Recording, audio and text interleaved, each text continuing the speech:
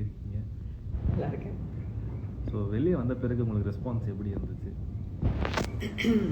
வெளில வந்ததுக்கப்புறம் ரொம்ப நல்லா இருந்தது ரெஸ்பான்ஸு. ஸ்பெஷலி என்ன சொல்கிறது, ஒரு ஃபேமிலியில் ஒரு பர்சனாக பார்க்க ஆரம்பிச்சிருக்காங்க. அப்புறம் எல்லார்கிட்டையும் பேச சொன்னாங்க. மெயின்லி சின்ன குழந்தைங்கள்லேருந்து வயசானவங்க வரைக்கும் எல்லாருமே என்னுடைய ஃபேன்ஸாக இருந்தது. இப்போ இருக்கிற ப்ரெசன்ட் ஜென்ரேஷனில் உள்ளவங்க நிறைய பேர் சப்போர்ட் பண்ணியிருக்காங்க. அதெல்லாம் எனக்கு தெரிஞ்சது எனக்கு. ஸோ ரொம்ப பெருமையாக இருந்தது. I was feeling very proud. Super ma'am. So நீங்கள் உள்ளே இருக்கும்போது உள்ளே யார் பொய்யா இருந்தாங்க, இவங்க உண்மையாக இருந்தாங்க அப்படின்ட்டு நீங்கள் நினைக்கிறீங்க? ஆக்சுவலி அதை ஜட்ஜ் பண்ணிட்டோன்னா அப்புறமா டைட்டில் வின் பண்ணிக்கலாமே. அது தெரியாதனால தானே நான் வந்து டைட்டில் வின் பண்ணல. ஸோ பிபி வீட்டில் நீங்கள் கற்றுக்கிட்ட ஒரு விஷயம்னா அது என்னவா இருக்கும்? பிபி வீட்டில் கற்றுக்கிட்ட விஷயம் அப்படின்னா, இப்போதைய ஜென்ரேஷனோட பாயிண்ட் ஆஃப் வியூ, அவங்களோட ஆட்டிடியூட், அவங்களுடைய பிஹேவியர்ஸ், அப்புறம் அவங்களுடைய ஒரு கெரியரோ இல்லை ஏதாவது ஒரு சோஷியல் விஷயங்களை பற்றி அவங்களுடைய ஒப்பீனியன்ஸ், இதெல்லாம் எனக்கு வந்து இட் வாஸ் லைக் ஒரு நாலேஜ் கேதர் பண்ண மாதிரி இருந்துச்சு எனக்கு. அவங்களோட இருக்கும்போது அவங்க லெவலில் போய் பேசும்போது நிறைய விஷயங்கள் இப்போதைய ஜென்ரேஷனுக்கு வந்து என்ன நிறைய மைனஸ், என்ன நிறைய ப்ளஸ், இதெல்லாமே எனக்கு கொஞ்சம் நான் தெரிஞ்சுக்கிட்டேன். Super ma'am. So proud of you விச்சுமா. எப்படி 100 நாள் வரைக்கும் சர்வைவ் பண்ணீங்கன்னு கேட்டிருக்காங்க. உங்களால தான். நீங்கள் தானே ஓட்டு போட்டு காப்பாற்றிருக்கீங்க. உங்களால தான். எபிசோட்ஸ்லாம் பார்த்தீங்களாமா? நான் நிறைய எபிசோட்ஸ் பார்க்கல. பட் டெஃபினெட்லி நான் வந்து நிறைய விஷயங்கள் கேட்டேன். ரொம்ப முக்கியமான விஷயங்கள் எதெல்லாம் தெரிஞ்சுக்கணுமோ அதெல்லாம் நான் தெரிஞ்சுக்கிட்டேன். என்ன சொல்கிறது, இட்ஸ் டூ மச். அதாவது 3 மாதத்துக்கான எபிசோட்ஸு பார்க்கணும் அப்படிங்கிறது வந்து I felt it was not necessary. I am trying to move on. இப்போ பிக் பாஸ் முடித்து வெளியில் வந்ததுக்கப்புறமா மூவ் ஆன் பண்ணணும். அதுதான் அது என்னுடைய நெக்ஸ்ட் ஸ்டேஜ். ஸோ ரொம்ப பழசை போட்டு தலையை குழப்பிக்க வேண்டாம் அப்படின்ட்டு அதனால் ரொம்ப பார்க்கல. பட் ஃபீட்பேக் தெரியும் எனக்கு, வாட் ஹேஸ் ஹேப்பன்ட், என்ன முக்கியமான ஃபீட்பேக்ஸ், அதாவது நெகட்டிவாக இருந்தாலும் சரி பாசிட்டிவாக இருந்தாலும் சரி எல்லாம் தெரியும். ஸோ இன்னொருத்தங்க கமெண்ட் பண்ணியிருக்காங்க, பீப்புள்ஸ் வின்னர் அப்படின்னு போட்டு ஒரு கப் எமோஜி போட்டு உங்களுக்கு அமைச்சிருக்காங்க. ஓ, தேங்க்யூ. ஸோ பிக் பாஸ் வீட்டை விட்டு வெளில வந்த பிறகு இப்போ நீங்கள் ஒரு மிஸ் பண்ணுற விஷயம்னா அது என்னவா இருக்கும்? பிக் பாஸ் வீட்டை விட்டு வெளியில் வந்ததுக்கப்புறம் நான் மிஸ் பண்ணுறது என்ன தெரியுமா? Big boss and small boss voice, அவங்க 2 பேரோட வாய்ஸ் ரொம்ப மிஸ் பண்ணுறேன். அப்புறம் அந்த G² கார்னர் ரொம்ப மிஸ் பண்ணுறேன். ஏன்னா அந்த இடத்துல வந்து நான் ஜென்ரலாக சீக்கிரமாக எழுந்திரிச்சிடுவேன். எழுந்திரிச்சிட்டேன்னா அங்கே போய் தான் உட்காந்துட்ருப்பேன். அப்படியே அங்கேருந்து அந்த பிக் பாஸ் வீடு ஃபுல்லாக பார்ப்பேன். நான் வியூ கரெக்டாக இருக்கும். ஸோ அது ஒன்று நான் மிஸ் பண்ணுறேன். அப்புறம் ஸ்மால் பாஸ் ஹவுஸில் ஒரு பெட் இருக்கும், அந்த கார்னர் பெட்டு. அந்த பெட்டு வந்து மேக்ஸிமம் டைம், ஏன்னா என்னை எப்போ பாரு என்னை ஸ்மால் பாஸ் ஹவுஸில் போட்டுருவாங்க. ஸோ அந்த பெட்டு வந்து எனக்குன்னு பர்மனெண்ட்டாக வந்து சேவ் பண்ணி வச்சுருந்தாங்க. அதனால் அது கொஞ்சம் அப்பப்போ யோசிச்சு பார்ப்போம், இந்த இடத்துல நம்ம எவ்வளோ பேசியிருக்கோம், எத்தனை வாரங்கள், எவ்வளோ இமோஷன்ஸ் பார்த்துருக்கோம். ஸோ அது நான் மிஸ் பண்ணியிருக்கேன். நீங்கள் வெளியே வந்த பிறகு இவங்க டைட்டில் வின் பண்ணியிருப்பாங்க அப்படின்னு நீங்கள் நினச்சிருப்பீங்களா மேம்? யார் வின் பண்ணியிருப்பாங்க நீங்கள் ஒரு டாப் 5ல் யார் வின் பண்ணியிருப்பாங்க அப்படின்னா, வெளியில் வந்த அப்புறம் பயங்கரமாக ஒரு என்ன சொல்கிறது, நிறைய டிஸ்கஷன் போயிட்டு இருந்தது.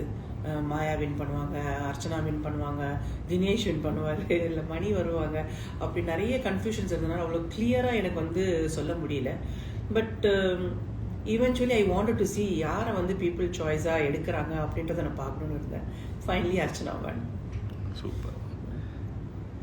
நீங்கள் உள்ளே இருக்கும்போது யார் ரொம்ப ஸ்ட்ராங் கண்டஸ்டன்ட் ஃபீல் பண்ணீங்க?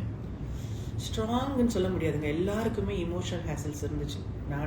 நான் பார்த்த வரைக்கும் எல்லா கண்டஸ்டன்ஸும் வந்து ஸ்ட்ராங்காக விளையாட தான் நினச்சிட்டு இருந்தாங்க. பட் அவங்க எல்லாருமே வந்து ஏதாவது ஒரு பர்டிகுலர் பாயிண்டில் வந்து இமோஷ்னலாக டிஸ்டர்ப் ஆகியிருக்காங்க, கொஞ்சம் துவண்டு போயிருக்காங்க. அதுக்கப்புறமா அவங்க பவுன்ஸ் பேக் பண்ணியிருக்காங்க. ஸோ இமோஷ்னலி ஸ்ட்ராங் அப்படின்னா மேபி அந்த ட்ராவல் இருக்கு இல்லையா, பிக் பாஸ் ஹவுஸில் ஸ்டார்ட் பண்ணும்போது இருந்த இது அப்படியே கொஞ்சம் கொஞ்சமாக eventually step by step they have become emotionally stronger. ஆரம்பிக்கும் போது கொஞ்சம் வந்து அந்த அளவுக்கு ஒரு ஸ்ட்ராங்காக இருந்த மாதிரி எனக்கு தெரியல. பட் ஸ்லோலி ஓகே இப்படிலாம் நடக்குது, நம்ம இன்னும் கொஞ்சம் ஸ்ட்ராங்காக இருக்கணும். நானே வந்து ஒரு ஃபஸ்ட்டு மந்த்துக்கு அப்புறம் கொஞ்சம் கொஞ்சமாக தான் எமோஷ்னலி ஸ்ட்ராங்கராக ஆனேன். So everybody had their ups and downs. So it made everybody emotionally ஸ்ட்ராங்கர்ன்னு தான் நான் சொல்லுவேன் இந்த ஷோ. ஸோ உங்களோட ஃபேவரட் கண்டஸ்டன்ட்னா யார்? என்னோட ஃபேவரட் கண்டஸ்டன்ஸ் நான் எல்லாருக்கிட்டேருந்தும் ஒரு ஃபேவரட் விஷயங்கள் நான் வந்து பார்த்து வச்சுருக்கேன் எல்லா கண்டஸ்டன்ஸ்கிட்டையும். ஸோ இண்டிவிஜுவலாக ஒரு ஃபேவரட் கண்டஸ்டன்ட் என்னால் வந்து கோட் பண்ணி சொல்ல முடியல. பட் எல்லார்கிட்டையும் ஒரு விஷயம் எனக்கு சொல்லணும். அப்படி பார்த்தா என்னுடைய ஃபேவரட் கண்டஸ்டன்ஸ்ன்னு சொன்னால் ஆன் த ஹோல் எல்லாமே அப்படின்னாக்கா that's what I can't say 100%. Some people are very good in entertainment. சில பேர் ரொம்ப காமெடி ரொம்ப நல்லா பண்ணுவாங்க, சிலர் வந்து டாஸ்க் ரொம்ப நல்லா பண்ணுவாங்க. So I want to pick everything from each and everybody. என்னை பொறுத்த வரைக்கும் எல்லாருமே என்னுடைய ஃபேவரட் கண்டஸ்டன்ஸ் தான். யூ ஹேவ் சீன் மீ, நான் ஒரு கண்டஸ்டன்ட் தான், ஹவுஸ்மேட் தான், எல்லாரோடையும் பேசியிருக்கேன், எல்லாரோடையும் பழகியிருக்கேன். வெதர் இஸ் அந்த பர்டிகுலர் வாரம் அவங்க அப்பில் இருக்காங்களோ டவுனில் இருக்காங்களோ அதை பற்றிலாம் எனக்கு கவலை இல்லை. பட் ஈக்குவலி எல்லா ஹவுஸ்மேட்ஸோடையும் நார்மலாக அந்த லவ்வோட அந்த கேரோட அஃபெக்ஷனோட எல்லாரோடையும் பேசியிருக்கேன். ஸோ என்னை பொறுத்த வரைக்கும் எல்லாருமே மை ஃபேவரட்ஸ். நிறைய கமெண்ட்ஸ் விச்சு மம்மி போட்டு ஆட்டிங் எமோஜி போட்டு உங்களுக்கு அமைச்சிருக்காங்க. வெளியே வந்த பிறகு கண்டஸ்டன்ஸ் கிட்ட பேசுனீங்களா? எல்லார்கிட்டையுமே நான் பேசியிருக்கேன். நான் எல்லாருமே இன்ஸ்டாகிராமில் வந்து அவங்களே வந்து ரெஸ்பாண்ட் பண்ணியிருக்காங்க, ஃபாலோ பண்ணியிருக்காங்க. ப்ளஸ் அவங்க வந்து அவங்களோட நம்பர்ஸ் எனக்கு கொடுத்துருக்காங்க. ஸோ நான் எல்லார்கிட்டையும் நான் பேசியிருக்கேன். யார்கிட்டையும் பேசக்கூடாதுலாம் ஒன்றுமே கிடையாது. What is your secret of எனர்ஜின்னு கேட்டிருக்காங்க. சீக்ரெட் ஆஃப் எனர்ஜி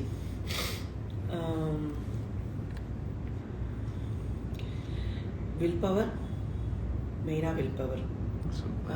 என்னை வந்து ரொம்ப தட்டினா டப்புன்னு மேலே ஏஞ்சிடுவேன், தட்டும் போது எந்திரிக்கணும் மேலே. அதுதான் நான். என்னை வந்து என்கரேஜ் பண்ணுறவங்கள விட என்னை டிஸ்கரேஜ் பண்ணுறவங்க ரொம்ப மோட்டிவேட் பண்ணுவாங்க. ஸோ அதுதான் என்னுடைய secret of success. Super ma'am. உங்களோட அடுத்த பிளான் என்னது மேம்? அடுத்த பிளான் வந்து இப்போது மக்கள் மத்தியில் வந்து ஒரு நல்ல ஒரு பேரோடு வெளியில் வந்திருக்கேன்.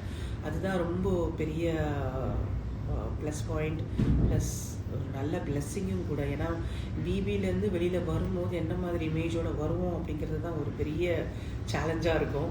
ஸோ நான் வெளியில் வரும்போது I have come out with a clean image. So அதனால் இனி அதுக்கு எந்த விதமான ஒரு பங்கமும் வராமல் என்னுடைய அடுத்த ப்ராஜெக்ட்ஸ் எல்லாம் இருக்கும். என்னுடைய ஃபர்தராக நான் செய்யக்கூடிய ஒவ்வொரு ஒர்க்கும் இந்த விச்சு மம்மி அப்படின்னு சொல்கிறாங்க இல்லையா, அந்த நம்பிக்கைக்கு கண்டிப்பாக பாத்திரமாக இருக்கும் அப்படின்றத நான் வந்து கண்டிப்பாக இப்போ ப்ராமிஸ் பண்ணுறேன். மக்களுக்காக என்ன சொல்ல விரும்புகிறீங்க? மக்களுக்காக இந்த ஷோ வந்து நீங்கள் எல்லாரும் பார்த்துருக்கீங்க.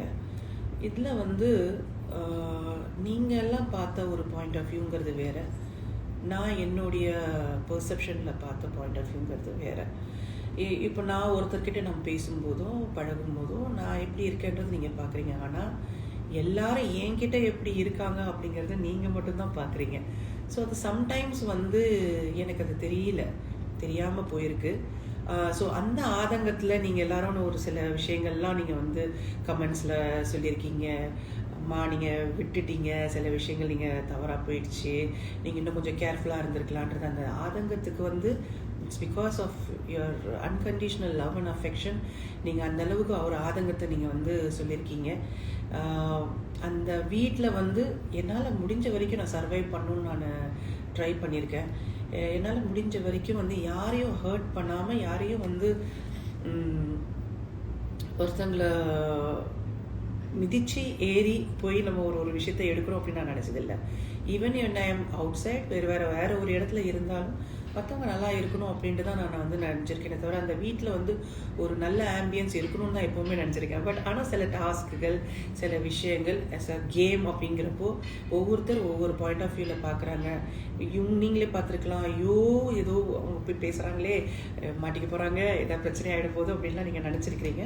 But eventually this is a game. எனக்கு என்னுடைய பெர்செப்ஷனில் என்ன பண்ணுறனோ அதை தான் நான் பண்ணியிருக்கேன். உங்களுடைய ஆதங்கத்தை, நான் பண்ண மிஸ்டேக்ஸை அக்செப்ட் பண்ணிக்கிறேன். உங்களுடைய ஆதங்கம் என்னவோ அதை நான் வந்து வித் லாட்ஸ் ஆஃப் லவ் அந்த கேர் அதை வந்து நான் வந்து அக்செப்ட் பண்ணிக்கிறேன். ஐ எம் ஸோ சாரி, உங்களுடைய எக்ஸ்பெக்டேஷன் லெவலுக்கு நான் வந்து பண்ணலை அப்படிங்கிறத வந்து நான் உங்கள்கிட்ட ரொம்ப மன்னிப்பு கேட்டுக்கிறேன். நான் மன்னிச்சிடுங்க. அண்ட் என்னோட பெஸ்ட்டை நான் கொடுத்துருக்கேன் அப்படின்னு தான் நான் நினைக்கிறேன். நான் சில விஷயங்கள் அங்கங்கே இருக்கும், but you know this game. அதனால் sorry and thank you so much. Thank you ma'am.